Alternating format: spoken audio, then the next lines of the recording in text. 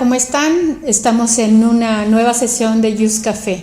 El día de hoy nos encontramos con el magistrado Osmar Armando Cruz Quirós, que hizo el honor de venir a hacer esta charla, que como bien saben no tiene otro sentido que la difusión de muchos temas de derecho y que abonan a que vayamos haciendo más comprensible temas que son muy complejos.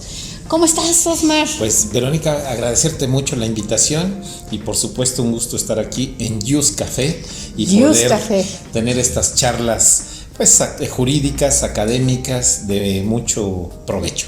De mucho provecho para los que nos están empezando a seguir y que saben que el contenido abona a un tema específico. ¿De qué vamos a hablar el día de hoy? Bueno, pues uno de los temas que siempre ha sido trascendente y a partir de diversas reformas constitucionales, pero en particular también el día de hoy, el tema de control constitucional en México. El control constitucional en México. Hay control constitucional en muchas cosas, pero en tu concepto, ¿cómo podríamos dibujar toda esta panorámica del control constitucional? Bueno, en primer lugar, dejar establecido que tenemos una constitución como norma superior, como norma suprema del Estado mexicano, y que, como usualmente digo, es la carta de presentación de cada país ya en el ambiente internacional. Cómo es esa sociedad, cómo es ese país, cómo es su gente, cuáles son sus principios, cuál es su ideología, su forma de pensar. Y por eso también conocemos que hay constituciones, entiéndase socialistas, entiéndase capitalistas, religiosas, formalistas. Entonces tenemos diferentes tipos de constituciones ya a nivel internacional, precisamente porque el perfil de la sociedad es distinta. Y en estas constituciones, pues cada país fija sus reglas básicas, sus principios, su forma de organización político, social, y empezamos a entender cómo es el perfil. Y en esa constitución es donde cada país va a establecer sus bases generales, a partir de lo cual viene toda esta rama legislativa en su regulación y reglamentación ya específica. Así nosotros tenemos nuestra Constitución General, nuestra Constitución Política de los Estados Unidos Mexicanos, donde tenemos todos esos principios generales, también contiene reglas, pero los principios generales que son la guía desde el punto de vista jurídico, político, constitucional de nuestro Estado mexicano. ¿Qué son estos principios generales? Los abogados lo sabemos, pero hay gente que les gusta estos programas para poder como dilucidar cosas. Entonces, si puedes, pues explícanos a todos. Claro que sí. Bueno, en primer lugar, pues ya académicamente hablando, digamos, nuestra Constitución está dividida en dos libros, en dos apartados. El primer apartado, los derechos humanos. Entonces ya tenemos una serie de principios que nos están diciendo debemos observar por los derechos humanos, debemos proteger los derechos humanos, las autoridades deben de cuidar el respeto a los derechos humanos. ¿Y cuáles son estos tipos de derechos humanos? Que tienen que ver con la vida, la salud, la educación, la libertad, la vivienda, en fin. Entonces, a partir de estos conceptos básicos se establecen reglas generales o principios a través de los cuales ya sabemos cuál es la ideología del país, de nuestra sociedad, y qué es lo que tienen que hacer los ciudadanos, los gobernados, qué derechos y qué obligaciones tienen, y correlativamente cuáles son los derechos y obligaciones de las autoridades, y cómo se relacionan los particulares, los ciudadanos, con las autoridades. Entonces, este primer libro o este primer apartado de nuestra Constitución, los derechos humanos. Y después tenemos el segundo, que es la parte orgánica de la Constitución. ¿Qué es lo que encontramos aquí? La estructura orgánica del Estado mexicano. Tenemos los diferentes órdenes de gobierno: federal, estatal, Ciudad de México, municipios, sus respectivos poderes políticos, ejecutivo, legislativo y judicial, órganos constitucionales autónomos, y tenemos aquí principios que nos van a decir cómo está estructurado, cuál es el orden jerárquico, cuál es su ámbito de competencia de cada uno de estos, cómo se relacionan entre estos y a su vez estos cómo se relacionan con los gobernados, pero a partir de principios básicos. Eso te iba a preguntar. ¿Qué tan importantes son? Pues son determinantes. Te pongo un ejemplo nada más. El respeto a la dignidad humana, derechos humanos. Ok, la primera pregunta es, ¿qué es la dignidad humana? Y hay una serie de definiciones relacionadas. Exacto, vas a encontrar varias definiciones, vamos a encontrar diferentes conceptos. Ejemplos nos pueden venir a la mente ahorita una diversidad de casos, y claro, la Constitución no te va a hacer un listado de supuestos de dignidad humana y los 20,000 casos que se pudieran dar en la vida real, pero sí tenemos un principio general, el respeto a la dignidad humana. Estos son los principios. Lo demás lo vamos a encontrar derivado a partir de esta lógica, de este principio, de esta finalidad en la legislación secundaria. Y a partir de la Constitución, pues vamos a tener la legislación federal, leyes federales, leyes generales, leyes, sus respectivos reglamentos, leyes, constituciones estatales, legislación estatales y disposiciones municipales, los bandos de policía y buen gobierno, entre otros. Y a partir de ahí, pues una serie de circulares, acuerdos, en fin, que también constituyen disposiciones generales. Pero todo esto a partir de la Constitución, de los principios que establece la Constitución. En esta primera parte, derechos humanos, pues sí, los derechos humanos. El respeto a los derechos humanos, pues sí, este es un principio. Respeta los derechos humanos, y luego entramos a un segundo paso de cuáles son los derechos humanos. Entonces ya vamos a tener la vida, la libertad, la salud, la educación, etcétera. Ok, ¿y cómo hago exigible la educación? ¿Cómo exijo que se haga efectivo mi derecho a la vida, a la libertad, a la propiedad? Bueno, entonces ya entras a una serie de reglamentos, de legislación secundaria o reglamentaria, donde se va especificando todo esto, pero a partir de los principios establecidos en la Constitución. Digamos que tenemos ese principio y de ahí se va ramificando todo lo demás para hacerlo un poco más especializado o específico también. Así es, así es. Okay. ¿Por qué? Porque la Constitución no puede abordar todo. Claro. Si hacemos una suma de todas las leyes que hay en el Estado mexicano, bueno, cientos de leyes en todos los órdenes. Déjeme decirle, además, es magistrado federal en materia administrativa, que eso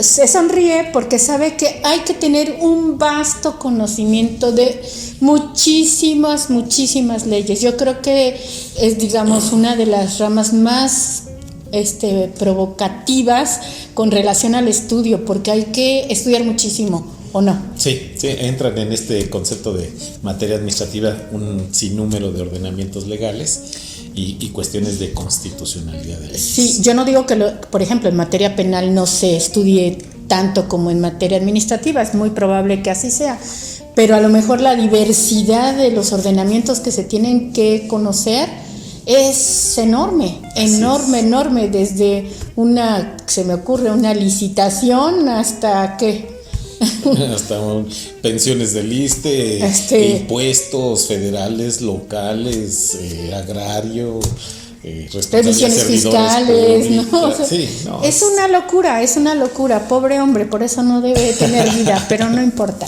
Bueno, seguimos. Sí, entonces a lo que voy con esto es que en la parte dogmática vamos a tener todo el tema de derechos humanos, sí, pero a partir de principios. Y en la parte orgánica vamos a tener toda la estructura básica, primaria del Estado mexicano, igual, no todo hasta llegar al jefe, subjefe, el policía, el vigilante, no, pero sí la estructura básica del Estado, órdenes de gobierno, respectivos poderes públicos y ahora los órganos constitucionales autónomos, y a través de principios generales. ¿Cuáles son las bases generales a través del cual se establece estos diferentes órdenes de gobierno? ¿Por qué tenemos federación? ¿Por qué tenemos estado? ¿Por qué tenemos municipios? Sus respectivas competencias desde su punto de vista constitucional, el poder ejecutivo, el poder legislativo, el poder judicial, su respectiva competencia, sus principios generales, y a partir de ahí pues viene toda la reglamentación secundaria. Ahora, estos principios, como es la base del Estado, el soporte jurídico del Estado mexicano, la base orgánica del Estado, la base de los derechos humanos, la base de toda esta competencia, de esta organización de la federación con todos sus estados y todos sus municipios, y por eso son principios generales. Existe la importancia de que esta Constitución se respete, se haga respetar, porque a partir de ahí viene todo el funcionamiento de todo el país, de toda la ciudadanía, de todas las autoridades.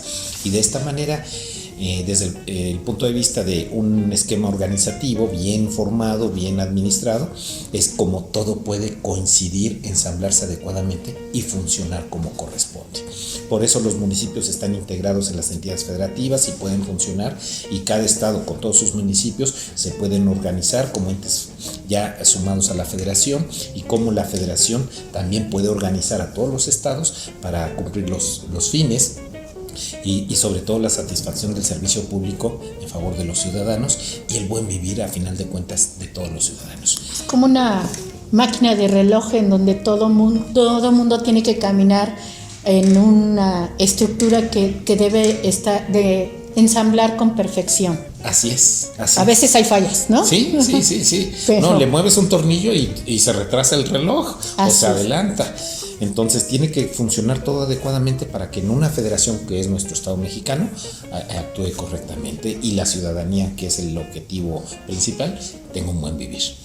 En esa lógica, pues, la Constitución reúne todos esos principios en esta parte dogmática, derechos humanos, esta parte orgánica, la organización y estructura orgánica del Estado, y sus respectivas competencias para su adecuado funcionamiento.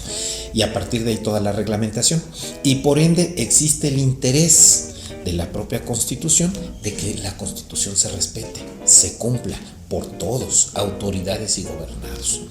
Y en esa lógica, la propia Constitución establece mecanismos de control constitucional para hacer exigible el respeto a la Constitución y a todos sus principios y reglas. Ya sé que me vas a decir cuáles son, pero bueno, yo tengo que preguntarte, esos mecanismos, ¿qué son? ¿Cómo funcionan?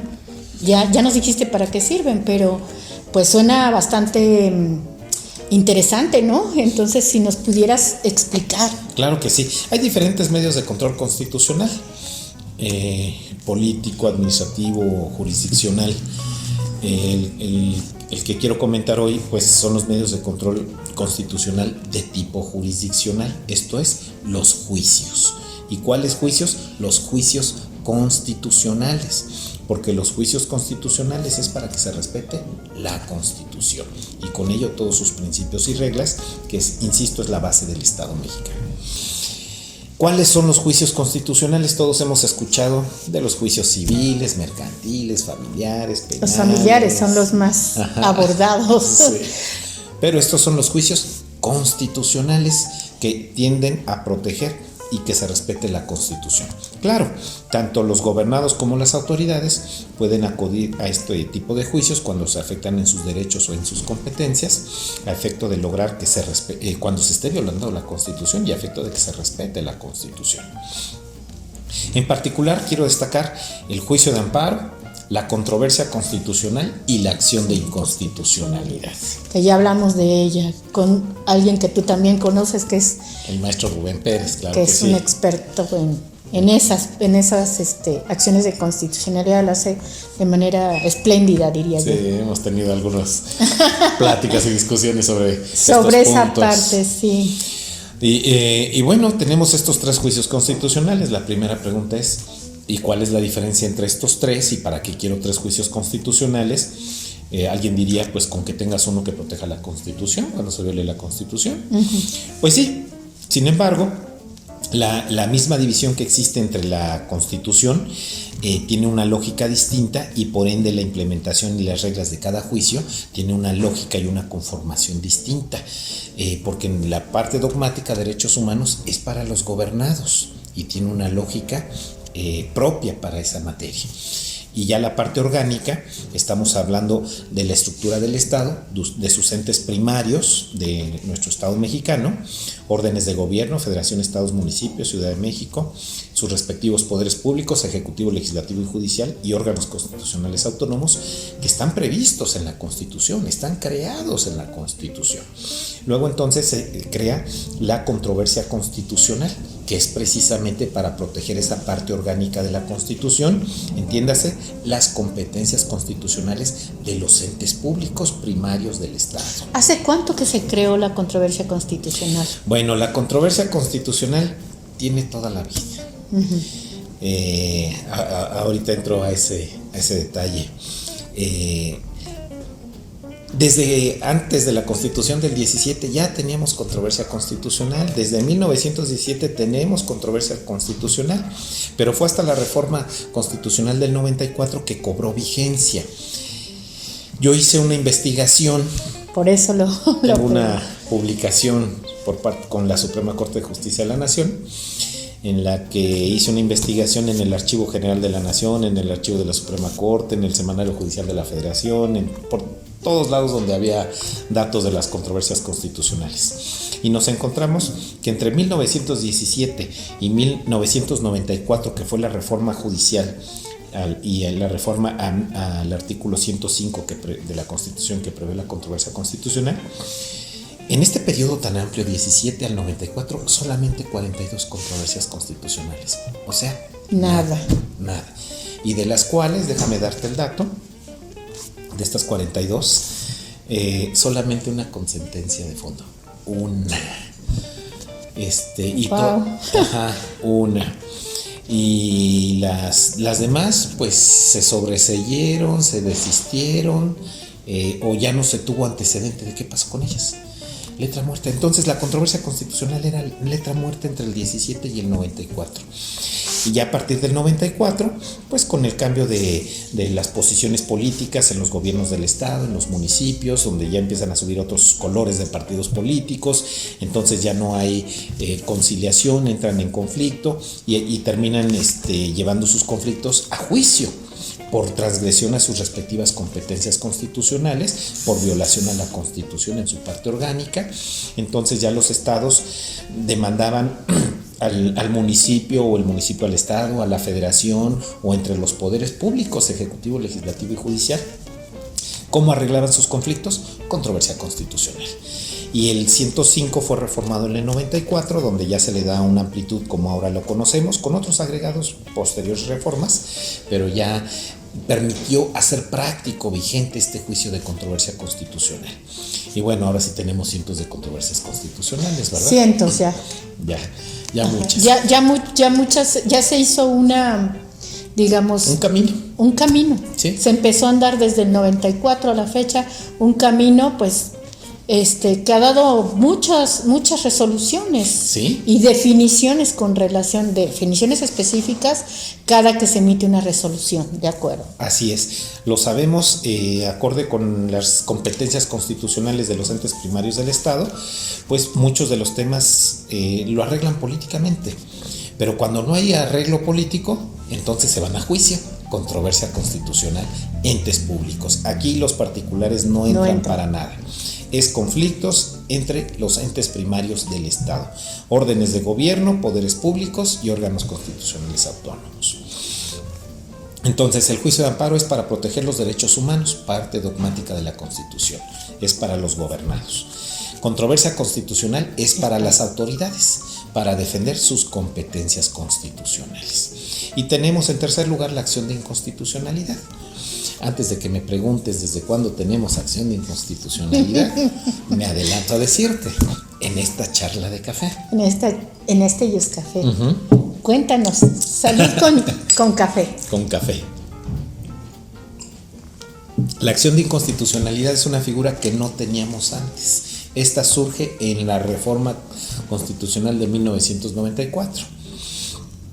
La pregunta es, si ya tengo la Constitución dividida en dos libros, derechos humanos y parte orgánica, el amparo protege la parte dogmática, derechos humanos, y la controversia protege la parte orgánica, estructura del Estado de la Constitución, pues ya no queda nada más pendiente. Entonces, ¿para qué nos sirve este tercer juicio constitucional? Acción de inconstitucionalidad.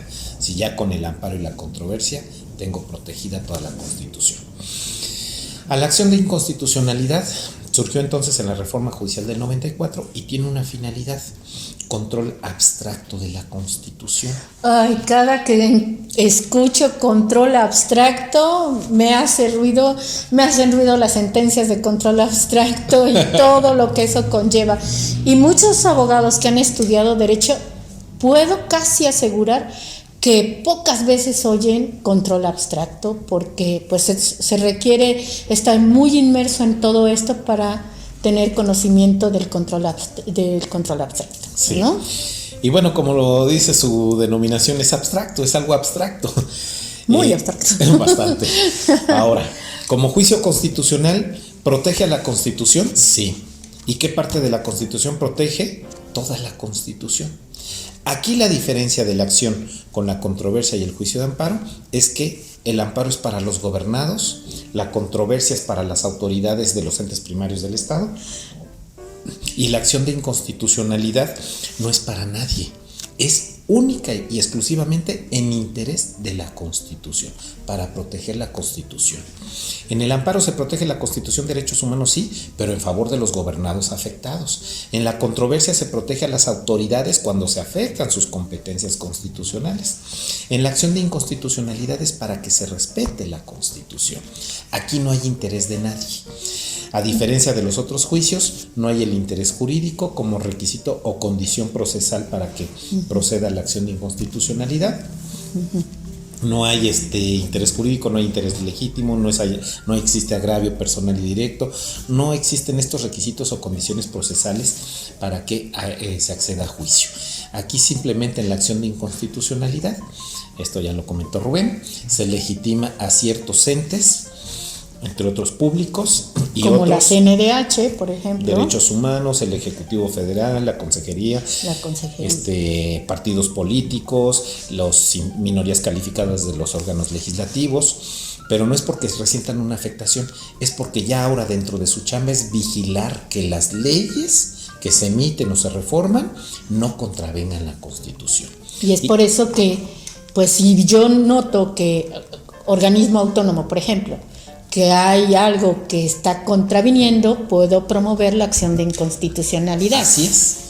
Entonces fungen como vigilantes de la constitucionalidad, como parte de su chamba, no porque les esté afectando, es ahora parte de su chamba, ver que las leyes estén bien, y si están mal, van y denuncian ante la Suprema Corte de Justicia de la Nación vía acción de inconstitucionalidad. Son diferentes entes los legitimados para promover la acción en función de sus competencias específicas o el rol que desempeñan en el contexto donde están creados, como los partidos políticos, solo leyes electorales. Y si son con registro nacional, locales y federales. Si es con registro local, nada más las del estado donde tienen su registro. Entonces está acotado o limitado su legitimación para ejercer la acción de inconstitucionalidad, de tal manera que cada quien en el contexto que marca la propia Constitución. Pero el tema es que la acción de inconstitucionalidad, control abstracto, es para proteger toda la Constitución. ¿Cuál es el artículo que está violando esta ley? El que sea, vas y denuncias vía acción de inconstitucionalidad la transgresión a la Constitución. ¿De acuerdo? Entonces ahí vamos viendo los tres juicios constitucionales. Me sorprende muchísimo porque de alguna forma eso hace que todo quede integrado a través de estos diferentes controles que se hay a través del juicio de amparo, a través de la controversia constitucional o a través de la acción de inconstitucionalidad. Así es. Y eso, digamos, visto desde el ámbito, no de, en este caso, como de un magistrado, sino de una persona común y corriente y ordinaria como yo, eso me hace ver como que la intención es que toda la Constitución camine como es debido, ¿no? Y si vemos que hay algo que no está funcionando, iniciar ese tipo de controversias cuya finalidad al final todas estas contiendas tienden al perfeccionamiento de todo aquello que tenga que ver con la Constitución. Así es, que todo se ajuste a la Constitución, porque la Constitución es la base del Estado mexicano. Ahí están nuestros principios básicos, nuestras reglas, nuestro perfil, nuestra forma de ser como sociedad ya, y por ende se pone en la Constitución para que eso se cubra, se proteja y se respete.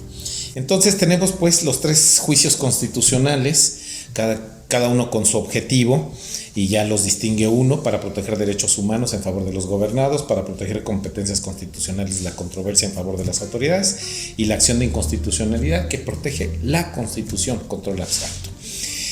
Pero sí distinguir o dejar en claro, el amparo procede para impugnar actos, omisiones, leyes y tratados internacionales cuando violen derechos humanos de los gobernados. En controversia constitucional, igual, actos, omisiones, leyes o tratados internacionales cuando violen competencias constitucionales de los entes públicos primarios del Estado. Y la acción de inconstitucionalidad aquí sí tiene un matiz, solamente en contra de leyes y formal y materialmente hablando, no cualquier norma o disposición general, solamente leyes emitidas por órganos legislativos competentes. Y también se pueden impugnar tratados internacionales. ¿Y por qué no se pueden impugnar en la acción actos concretos? Porque aquí no es para Juan Pérez o para una autoridad, no estás defendiendo un litigio en particular, no. Aquí es en interés de la Constitución. Entonces un acto concreto no entra. Y las leyes son las que se tienen que ajustar a la Constitución, y por eso se crea esta figura de la acción de inconstitucionalidad. Pero también se pueden impugnar tratados internacionales si estos son aprobados en contravención a la Constitución. Si nos empezamos a meter a todos los detalles procesales de cada uno de estos juicios, pues vamos a encontrar muchas similitudes como juicios constitucionales en protección de la Constitución, pero también muchas diferencias específicas, porque la lógica de cada juicio es distinta, y las reglas son distintas. Hay materias que son procesales constitucionales, ¿no? De alguna manera pues ya hemos tenido un poco este tipo de conocimiento que antes no era tan estudiado, y hoy ya cobró muchísima relevancia. Fíjate que cuando tocas estos temas y tú me manejas los temas de competencia, se abre un universo. Y se abre un universo porque ¿de qué tipo de competencias estamos hablando? ¿Quién es competente? ¿Para qué? Y las competencias que se estudian a nivel constitucional son muy distintas a las que se estudian a nivel local. Así es. De hecho, ya te me adelantaste. Lo sabía. Porque han de saber que estas charlas de café no nos hablamos antes para ponernos de acuerdo. Aquí se viene. Son charlas. No es una clase, es una charla en donde ustedes van a aprender de gente de verdad de alta calidad, como el magistrado, como lo fue con Rubén, de verdad, porque Rubén presentaba tenía a su cargo muchas acciones de inconstitucionalidad, pero en este caso tú las resuelves. O sea, uno la propone, otro las resuelve, etcétera, etcétera, ¿no? Ahorita de lo que comentas de las competencias, hay un tema muy importante aquí. Ahora, en este tema del control constitucional en México, acabamos de apuntar cuáles son los juicios constitucionales, que son precisamente los medios de control constitucional de tipo jurisdiccional, juicios constitucionales para proteger la Constitución. Perfecto. Amparo, controversia constitucional, acción de inconstitucionalidad. Ahora, en otro contexto, dentro del control constitucional, tenemos el sistema concentrado y el control difuso. El sistema concentrado, ¿por qué la denominación de concentrado? Porque todo está depositado en la competencia del Poder Judicial de la Federación. Desde la Suprema Corte, pleno de la Suprema Corte, salas, primera y segunda sala, y después tribunales colegiados, tribunales unitarios, también por excepción, pero también conocen de control constitucional, y los juicios de distrito, juzgados de distrito. Y por otra parte, el Tribunal Electoral, que también conoce desde el punto de vista constitucional de juicios constitucionales en el contexto de lo electoral. Control difuso, sistema concentrado, porque está concentrado en el Poder Judicial de la Federación la competencia para conocer de los juicios constitucionales. Fuera del Poder Judicial Federal, nadie. Nadie. Y el control difuso, por el contrario, en términos del 133 constitucional, que se reactivó en una interpretación armónica con el primero constitucional derivado de las reformas en derechos humanos y con el famoso caso Radilla que resolvió la Suprema Corte de Justicia de la Nación. Sí, siento un gran precedente. Sí, ahora los jueces del orden local ya pueden ejercer control difuso. ¿Qué significa el control difuso? Dejar de aplicar las normas que a ti te obligan a aplicar, dejarlas de aplicar cuando sean contrarias a la Constitución. No es juicio constitucional, tú no eres juez constitucional, pero tú, juez del orden local de competencia ordinaria, puedes dejar de aplicar normas que de inicio te obligan, sí, pero si adviertes que son contrarias a la Constitución, no las aplicas, las haces a un lado. Entonces ya tienes una competencia para resolver también sobre temas de constitucionalidad. No son juicios constitucionales, no es para declarar la inconstitucionalidad de una norma, no, pero sí para dejar de aplicarla cuando adviertas que es contraria a la Constitución y poder resolver el caso concreto bajo los principios generales que establezca la Constitución.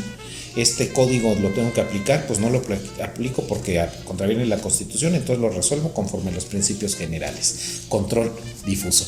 Nos falta una reglamentación en todo ese tema del control difuso. Eso te iba a comentar, nos falta reglamentación. Y muchos jueces locales no hacen ejercicio de ese control difuso. Es que es complicado.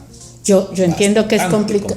Y creo que además es un poco la labor también de nosotros, de los litigantes, de hacer ciertas observaciones para que hagan la aplicación del control difuso. El control concentrado no tiene tanta problemática como el difuso porque efectivamente en un tema de competencia pues ya queda como muy concretizado. Y está reglamentado, están todas las leyes. Y en el control difuso no hay ley, no hay reglamentación. Hay principios generales de la Constitución, pero yo no tengo una ley reglamentaria, un reglamento que me diga, le das vista a las partes, por tantos días les das vista, y luego en sentencia, y luego los acuerdos, y quién resuelve los recursos. No hay nada. No hay nada. Todo ha sido a través de interpretación de la Suprema Corte y de los diferentes criterios jurisprudenciales donde hemos ido armando esto. Ya en tono de broma por ahí, académicamente dicen el control difuso, confuso y profuso.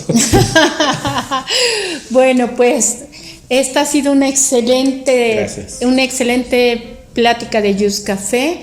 Espero robarme en otro momento al magistrado para que nos haga estas explicaciones que además son sumamente sencillas, sumamente claras, que nos hace comprender con muchísima exactitud todo lo que nos vino a decir de control constitucionalidad. Muchísimas gracias, magistrado. Un placer enorme. Está invitado 30,000 veces a estas pláticas de Just Café. Vero, muchas gracias, y a Just Café por tener estos espacios que creo que son muy, muy útiles para entrar en estas charlas jurídicas. Gracias. Gracias. Hasta luego.